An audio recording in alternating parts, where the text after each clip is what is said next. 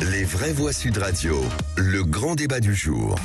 Et si je venais vous voir? Tout ce que j'ai promis de changer, je le changerai. Parfois, les mots peuvent atteindre la perfection. Mais vous fumez, monsieur. Moi, président de la République, Je comprends qu'il soit tourneboussolé. Eh bien oui, ça va mieux. Je ne suis pas au-dessus des lois, mais je ne suis pas en dessous non plus. entre ceux qui ne veulent rien faire et ceux qui veulent tout défaire, eh bien nous allons bien faut faire. laisser ceux qui veulent travailler plus pour gagner plus le faire. Je viens, il pleut. C'est pas au Premier ministre qu'il faut en vouloir, c'est à moi. Parce que les choix, je les assume. J'ai décidé de ne pas être candidat à l'élection présidentielle. Présider aux destinées de la France, c'est quelque chose que je ne pourrai jamais oublier. C'est un honneur immense. Vous allez voir, ça va se lever. Merci. Et on vous souhaite la bienvenue, Nicolas Sarkozy et François Hollande, dans le top 3 des personnalités préférées des Français politiques. C'est le bilan du tableau de bord IFOP pour Sud Radio et Paris Match. Et pour en parler, Frédéric Dabi est avec nous. Bonsoir Frédéric. Bonsoir Frédéric. Bonsoir Cécile, bonsoir Philippe, bonsoir à tous. Coucou. Directeur général du pôle opinion de l'IFOP. On va vous laisser directement évoquer ce sondage qui est encore plus étonnant que celui du mois dernier, Frédéric. Avec un podium, oui, plus que surprenant. Oui, vous avez raison. Déjà, le mois dernier, on avait Nicolas Sarkozy et François Hollande dans le top 4. Nous avons retiré de la liste, en accord avec Paris Match et Sud Radio, Jean Castex, parce que maintenant, comme patron de la RATP, il n'a plus de rôle, si je puis dire, politique et partisan. Ce qui est intéressant, c'est que on va fêter l'année prochaine les 20 ans du baromètre. Il faut fiducial Match Sud Radio. Déjà, il y a 20 ans, il y avait Nicolas Sarkozy et François Hollande. C'est quasiment les seuls qui sont restés. Et là, on voit que 20 ans après, ils sont toujours bien classés. Alors, c'est bien sûr une popularité à prendre avec une certaine distance, une popularité d'estime. C'est pas une popularité politique et d'action. Beaucoup de Français les voient maintenant comme des personnages rangés des voitures, si je puis dire. Mais ça en dit long, mes amis, sur la difficulté d'un personnel politique à se renouveler, à être crédible et à incarner un renouvellement. Donc on a Nicolas Sarkozy deuxième, François Hollande troisième. Ce n'est pas anodin, même si je le répète, la popularité, ce n'est pas du vote. La popularité, c'est pas un crédit donné à telle ou telle personnalité. Mais en tout cas, quand on voit le classement, quand on voit que dans les 10 premières positions, il y a, à l'exception de François Hollande, aucune personnalité de gauche. Il y a à l'exception de Rachida Dati et Nicolas Sarkozy, personne de droite. On n'a que du Rassemblement national, de la majorité présidentielle. Et on voit à travers un simple baromètre l'histoire politique que l'on connaît depuis une dizaine d'années. Il y a 10 ans, on le disait ensemble à l'antenne il y a quelques semaines, on avait 22 personnalités qui avaient une popularité majoritaire. Il y a 5 ans, on en avait 8. Et maintenant, on n'en a plus qu'une, à savoir Édouard Philippe. Alors, on va rebondir sur le sondage que nous avons fait, nous, sur Sud Radio, sur les Twitter. Quel bilan, justement, avec ce sondage IFOP entre Nicolas Sarkozy et François Hollande au top 3? Quel bilan pour les politiques d'aujourd'hui? On demandait, est-ce que c'est pas d'incarnation, pas de promesses tenues, pas d'idées ou nostalgie du passé? Pour l'instant, c'est 55% de pas de promesses tenues et plutôt pas d'idées. Philippe Bilger, on rebondit sur vous, forcément. Il y a quelque chose de piquant, tout de même, dans le duo de ces ex-présidents. Il y en a un qui a été trahi, François Hollande par Emmanuel Macron, et le second, de mon point de vue, a trahi les LR il y a peu de temps. Mais plus sérieusement, et j'aimerais l'avis tout à l'heure de Frédéric là-dessus, en général, je comprends bien que la France adore les ex-présidents immobiles. Comme cela, Jacques Chirac a été fantastique puisqu'il n'avait rien fait à la fin de son mandat. Il a été porté au nu quand il avait arrêté. Mais on ne peut pas dire que François Hollande et Nicolas Sarkozy soient passifs depuis qu'ils ont quitté la présidence. Ils sont omniprésents. François, absolument, dans des registres différents. Et donc, ça veut dire que leur popularité ne naît pas de rien. Frédéric, pour une fois, même des ex-présidents qui continuent à bouger peuvent être en tête. Frédéric Dabi. Je partage l'avis de Philippe que je salue. C'est vrai que Giscard d'Estaing, Jacques Chirac, on a testé longtemps après leur départ de l'Élysée, avaient une popularité qui était immobile, qui était déconnectée de l'action. On ne peut pas dire la même chose de Nicolas Sarkozy et François Hollande, même si Nicolas Sarkozy, depuis sa défaite, il a fait un retour qui a été un échec, puisqu'il a été candidat malheureux à la primaire de novembre 2016. Il a quand même dit à l'issue de cette primaire qu'il se retirait du jeu politique, qu'il n'aurait plus la même intensité du rôle que maintenant. François Hollande, c'est encore un registre différent. Il n'a pas choisi le retour au cursus honorum, comme Giscard d'Estaing, qui quelques mois après sa défaite s'était fait élire conseiller général, puis député, etc. C'était un retour par le bas.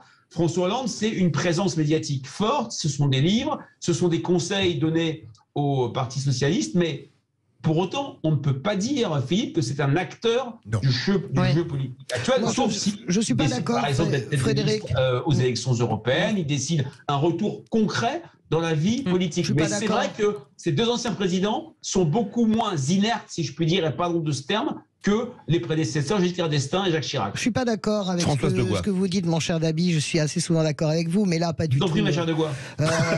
Honnêtement, franchement, François Hollande, bien sûr que c'est un retour politique. François Hollande, il est premier secrétaire du Congrès du Parti Socialiste. C'est évidemment le retour de François Hollande. Vous savez très bien, vous êtes le premier à le savoir et moi la deuxième, que s'il avait pu envisager le moindre début de commencement d'un espace aux législatives, il aurait été candidat à Tulle. Parce qu'il bien sûr, mais il l'a pas fait. Mais non, mais il est exactement sur le même registre que Nicolas Sarkozy en termes de psychisme, c'est-à-dire que les choses doivent encore tourner autour de lui. Et il y a quand ces personnages-là sont très intéressants quand ils développent leur idée, parce que mine de rien, quand on a été président de la République, on a un point de vue quand même sur les situations politiques et internationales, qu'on soit d'accord ou pas avec eux. Ce sont des gens qui ont une grande expérience.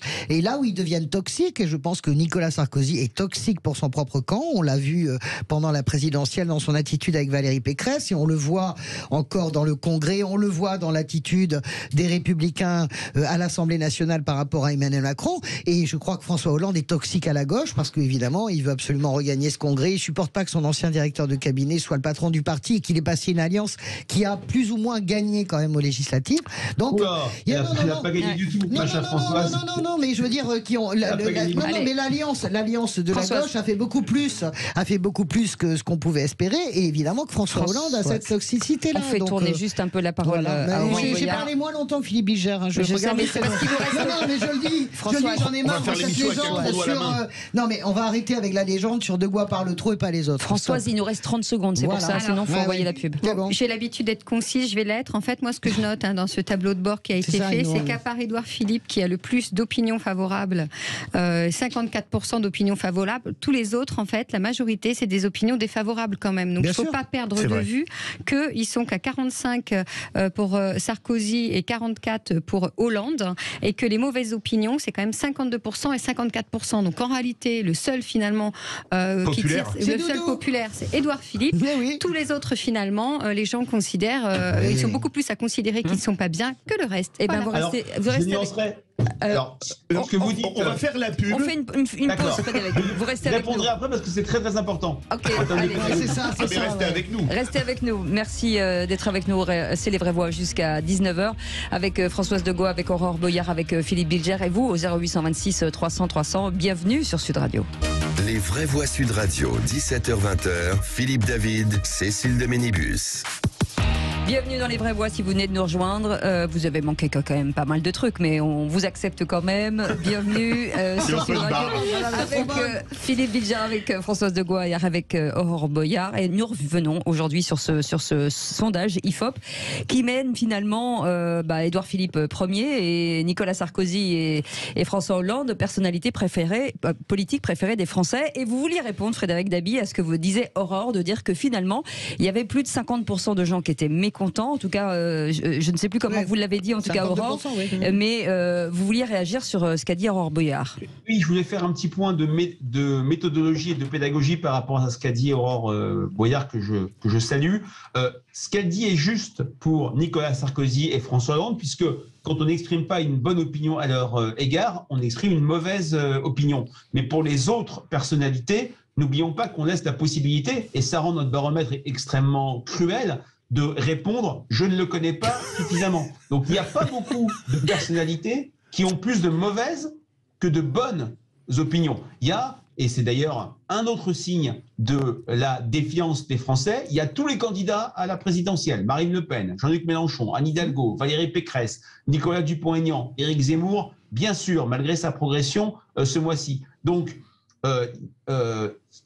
il est inexact de dire qu'il n'y a qu'Édouard Philippe qui a un solde de bonnes et mauvaises opinions excédentaires. Il y en a beaucoup d'autres. Il y a Bruno Le Maire, il y a Rachida Dati, il y en a beaucoup. Mais certains, et c'est pour ça qu'on a des pourcentages particulièrement faibles en bas de classement, 19% pour Agnès Pannier-Runacher, 16% pour François Braun, on laisse la possibilité aux gens de dire « je ne le connais pas ». Ce qui fait en fait que ce baromètre mesure la popularité, mais également, et c'est très important, la notoriété. C'est pour ça d'ailleurs, mais Frédéric, pardonnez-moi, c'est là où je reconnais toute votre maestria politique, évidemment. Elle vous flatte. Oui, c'est de la vacherie derrière, bien sûr. Je reconnais là, il me connaît très bien. Toute votre maestria politique et puis toute la limite de ce baromètre. On est bien d'accord. C'est de la notoriété, c'est de la popularité. Ça ne dit rien de l'action publique, ça ne dit rien du fait que ça dit quelque chose. Mais ça non, ne dit rien. Mais personne. Non. Je parle de l'électoralisme. Est-ce que ça dit que oui, mais bien Nicolas, sûr, mais voilà. Donc c'est François, ça qui est intéressant. Comme si vous me disiez, un parapluie, ça sert à aller à la piscine. C'est un instrument qui a une fonction. Mais quelle fonction a votre baromètre, à part dire qu'ils aiment bien François Hollande et Nicolas Sarkozy? Que ça mette le souk, ce baromètre, au bon moment dans le congrès du PS et chez les à droite, c'est bien. Ça, c'est évidemment, ça tombe parfaitement à pic. Françoise, mais je vous aime beaucoup, mais vous me décevez. Le baromètre n'est pas fait en fonction de l'actualité du PS et de l'ER. Pas du tout. Mais bien sûr, la deuxième semaine du mois. Non, mais je suis d'accord avec vous. Non, soyons un peu sérieux. Soyons un peu sérieux, mon cher Frédéric Dabi, pour dire qu'il tombe à point nommé. Et soyons un peu sérieux, et vous tomberez d'accord avec moi, pour dire que vous savez très bien que ces baromètres sont toujours entre deux eaux après une période très intense politique. On ne va pas dire ça à chaque fois, à chaque sondage. 0826 300 300, et c'est Benoît qui nous appelle du Limousin. Bonsoir. Bonsoir Benoît. Bienvenue sur Sud Radio. Merci. C'est un plaisir de encore intervenir. Eh ben allez-y, on vous écoute. Fidèle auditeur. Écoutez, une fois n'est pas coutume, je suis assez d'accord avec Françoise de Gois. Ah on arrête tout de suite. Merci beaucoup. Merci, salut mon vieux. En fait, moi, je suis assez atterré de ce que j'entends. Alors, personnalité préférée des Français, dans le top 3, François Hollande, Nicolas Sarkozy et Monsieur Édouard Philippe. Alors là, c'est juste exceptionnel. Il a prévu de se présenter au présidentiel en 2027, je pense, clairement, parce que là, c'est en train de... Je pense que ce baromètre ne sert pas à grand-chose. Maintenant, je suis quand même assez atterré. Je me dis, putain, les Français, ils ont vraiment des mémoires de poissons rouges. Là, à l'heure actuelle, on se dit, tiens, oui, insécurité. Alors, sentiment d'insécurité, comme dirait Monsieur Dupond-Moretti. Mais bon, insécurité quand même. Monsieur Sarkozy a été quand même celui qui a supprimé les commissariats de proximité parce que bon, trop de fonctionnaires. 13 000 postes dans la police, la gendarmerie. Voilà. Ouais, ça c'est RGPP, oui. Ouais, non, mais alors déjà, bon, ça, à un moment donné, il va falloir qu'on m'explique l'intérêt. Parce que j'ai toujours pas compris après quelques années. Monsieur Hollande a quand même décidé la fermeture de réacteurs nucléaires plutôt. Oui, mais alors attendez, Benoît, pardon, je vous coupe. L'idée est de se dire, à votre avis, pourquoi finalement ces deux personnalités sortent de ce sondage? C'est ça l'intéressant de dire. Oui, est-ce que c'est parce qu'aujourd'hui il y a quelque chose qui ne va pas? C'est pas par hasard en fait. Si les personnalités étaient suffisamment puissantes en ce moment, ils ne sortiraient pas du placard, des vieux costumes. Eh bien, éventuellement, moi, j'ai plusieurs options de réflexion. Parce que là, c'est intéressant. La première, c'est parce que c'était mieux avant. Donc, on se dit, tiens, les anciens présidents, ils étaient peut-être moins pires que celui qu'on a maintenant. D'accord. Ça, c'est la première des choses. La deuxième des choses, c'est on se dit, de toute façon, il faut qu'on ait un président, alors on va essayer de choisir le moins pire, ce qui est souvent le cas. D'ailleurs, je pense que c'est pour ça que plus de la moitié des Français vont plus voter. Ensuite, maintenant, c'est comme Monsieur Chirac. Monsieur Chirac, qu'est-ce qu'il a fait? Il a fait plein de choses. Peut-être qu'à la limite, la seule chose qui était super, c'est qu'il n'a pas été en Irak. Mais on regrette presque nos anciens présidents. C'est ça le but de ce sondage. Vu la merde que font nos actuels, maintenant, là, on voit, par exemple, on est en pénurie d'énergie. Si l'entretien des réacteurs avait été fait correctement sur les dernières décennies, on n'en serait peut-être pas là où on en est. Benoît, on va faire réagir Frédéric Dabi. Frédéric Dabi, est-ce que finalement, ce que dit Benoît, c'est pas vrai et c'est très cruel, c'est qu'à l'époque, on avait des présidents qui incarnaient quelque chose. Aujourd'hui, pas d'incarnation pour 19% sur notre sondage. Et aujourd'hui, les présidents, ou les anciens, n'incarnent plus grand-chose. Alors, je suis partiellement d'accord avec ce que dit Benoît. C'est vrai que ce baromètre raconte une défiance des Français vis-à-vis de la politique, une difficulté de voir des nouvelles têtes émerger. Si on prend, non pas le baromètre chaque mois, mais les 5 dernières années, les 2 seules personnalités de la majorité macronienne qui ont émergé en termes de notoriété, en termes de popularité, c'est Gabriel Attal et Marlène Schiappa à un degré moindre. C'est tout. Mais là où je suis moins d'accord avec lui, il y a un élément de comparaison par rapport à la classe politique actuelle.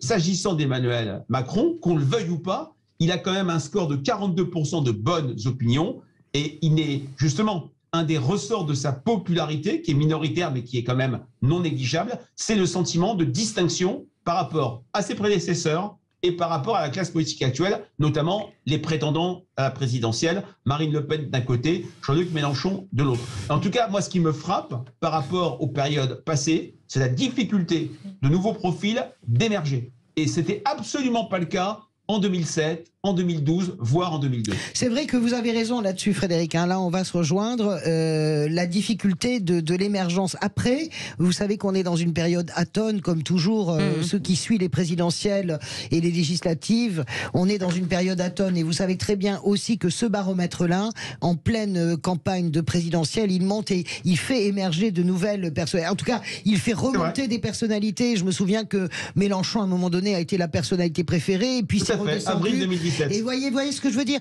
Donc il faut quand je vous taquine sur ce baromètre, je pense qu'il faut le prendre et en même temps prendre une grande distance avec ça. Je pense que Hollande remonte énormément parce qu'il est omniprésent. Vous pouvez pas allumer une télé, une radio, ouvrir un journal sans voir François Hollande qui la ramène sur l'Ukraine, etc. Il est très intéressant, François Hollande. Il cherche peut-être du boulot, il a le droit. Oui, je pense qu'il veut refaire de la politique. Il est déjà gâté en retraite, au pluriel. Il recherche son chemin pour mais comme tous les Français, il y a beaucoup de Français qui cherchent leur chemin. Moi, je suis pas d'accord sur la place est bonne parce que vraiment, je ne suis pas une amie d'Emmanuel Macron. C'est peut-être un métier de chien, mais en attendant, ils se battent tous pour y être. Et le problème, c'est que les Français n'ont plus confiance en personne. Je suis pas d'accord avec vous. Les Français ont confiance. Non, je suis pas d'accord. Allez, vous engueulerez hors antenne. C'est un sacerdoce la présidentielle, vraiment. Non, mais les gens sont désespérés quand même. Allez, restez avec nous. On continue bien entendu dans un instant le coup de cœur de Philippe David. C'est un joli coup de cœur. Il fera plaisir à Frédéric Dabi. C'est pour Caroline Garcia, qui est la seconde française à avoir remporté le Master de tennis. Merci beaucoup Frédéric Dabi d'avoir été avec nous. Et n'oubliez pas de revenir dans les vraies voix comme vraies voix. Merci. Et restez avec nous. Bienvenue sur Sud Radio, bienvenue dans les vraies voix. On est ensemble, parlons vrai jusqu'à 20h. À tout de suite.